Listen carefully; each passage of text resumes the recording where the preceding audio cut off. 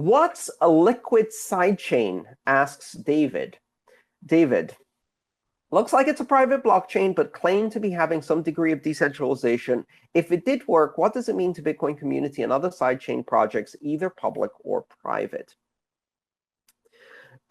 So first of all, Liquid is a product name, and it's a creation of a company called Blockstream, which is a company that has a number of projects in the Bitcoin space and also hires and pays a number of core developers who are working on the Bitcoin Core protocol and the Bitcoin Core client. So Blockstream announced this a long time ago, probably 2 or 3 years ago. They have hired some of the developers who came up with the initial idea of a sidechain. And a sidechain is a separate blockchain that has a two-way peg, whereby you can move money from Bitcoin to this other blockchain, use it in this other blockchain, and then move it back. And this uses a trustless two-way peg. Now, in the case of Liquid, the purpose of Liquid, which is the first sidechain implementation by Blockstream, and has been in beta stage or in trial stage for more than a year now. Liquid is intended to be kind of like a back-end exchange-to-exchange pipeline for Bitcoin transfers, allowing Bitcoin to move very fluidly between exchanges without having on-chain transactions. So the idea being that you have exchanges around the world, and they have to withdraw and deposit Bitcoin to addresses that belong to other exchanges. And every time they do a withdrawal or deposit, they're not only using up space on the Bitcoin blockchain, but they also have to pay fees in order to do that. Liquid is intended to be essentially a payment channel between exchanges that allows them to move money between themselves directly, kind of like a Swift network for Bitcoin. One of the things about Liquid is that it uses a federated signing model. So it's not a mined chain. Instead, it's a signed chain. So it uses kind of what some people call a proof of authority or a federated signing model, where there are some privileged nodes within the system that vet and manage the consensus rules on that sidechain, and they secure that blockchain by signing blocks and taking turns signing blocks. So there is a degree of decentralization compared to a centralized provider like Swift, but there isn't the degree of decentralization you have in a completely decentralized and open blockchain that has a proof of work algorithm behind it, for example. On the Liquid sidechain, what you're actually moving around is Liquid BTC, which is one-to-one equivalence of Bitcoin. So you lock up one Bitcoin on the Bitcoin blockchain, and then that becomes one LBTC, or Liquid Bitcoin, that can move on the Liquid sidechain, presumably at faster speeds with lower transaction costs and without burdening the Bitcoin blockchain. And at any point in time, you can move one Liquid Bitcoin back to one Bitcoin at a one-to-one exchange rate. So that's the basic idea. This is not for end users. This is not for consumers, although there have been some discussions about opening it up to others. But this is something for exchanges to manage very large flows of Bitcoin between themselves in a network that's off-chain. And it's a commercial product. So it has fees, but as far as I understand, the fees are for the providers of the security on this system. Jerry asks, does the Bitcoin liquidity, I think he means liquid, does the Bitcoin liquid sidechain compete with Ripple, XRP, for use case scenarios? So does the liquid sidechain, which is the sidechain created by Blockstream, compete with XRP for use cases?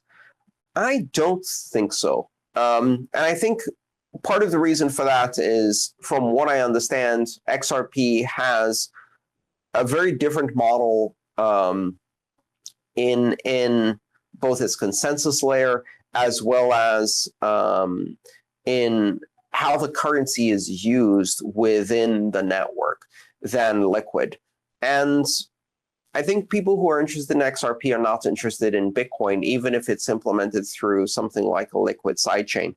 But there is kind of a spectrum of applications here, whether it's going from payment channels in a Lightning network, or just raw payment channels and atomic swaps and things like that, a sidechain like Liquidity or XRP.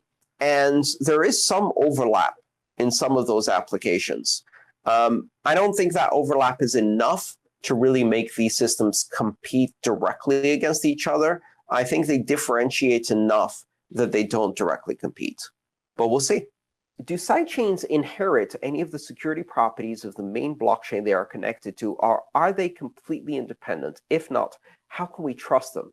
That's a great question, Frank. It depends on the implementation of the sidechain, but in many cases, a sidechain is simply another blockchain that has a way to transfer value from another blockchain. So you have two blockchains that are operating in parallel, side by side, and you can't really say one is a sidechain of the other any more than the other is a sidechain of the first. They're both sidechains to each other.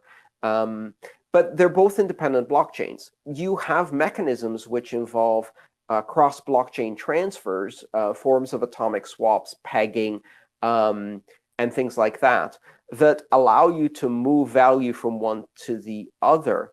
But that doesn't mean they're not independent blockchains. And so then the question is, what are the consensus rules by which the blockchain is secured? So a sidechain is a blockchain, and it has some consensus rules. Maybe it runs with proof of work mining. Maybe it runs with proof of stake. Maybe it has a federated proof of authority signing mechanism. Whatever the case may be, it will have the security characteristics that these consensus mechanisms bring to it. If you took two proof of work blockchains with substantial hashing power behind them and made them sidechains of each other, they'd have different characteristics than if you connect, say, a proof of work blockchain like Bitcoin with a lot of hashing power behind it, and a sidechain that has either a very small amount of mining or a different consensus mechanism. How can we trust them? You can trust them if you understand their security model and you think that security model is strong enough. But they don't really inherit the security of the other chain. There are some exceptions to that, which have to do with merge mining, where both chains are mined together. But those exceptions don't change the rule. Why have sidechains been overshadowed by other crypto projects like Ethereum for contracts and Polymath for security tokens? Well, part of the reason is we haven't seen a successful and popular implementation of sidechains, really. Sidechains are relatively recent technology. Many of the underlying requirements, although sidechains were proposed 4 years ago or 5 years ago, many of the underlying technology only recently has entered into the various blockchains in order to make sidechains possible.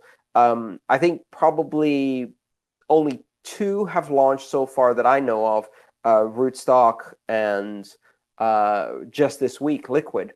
But other than that, we haven't really seen broad use, and both of those are still in beta stage.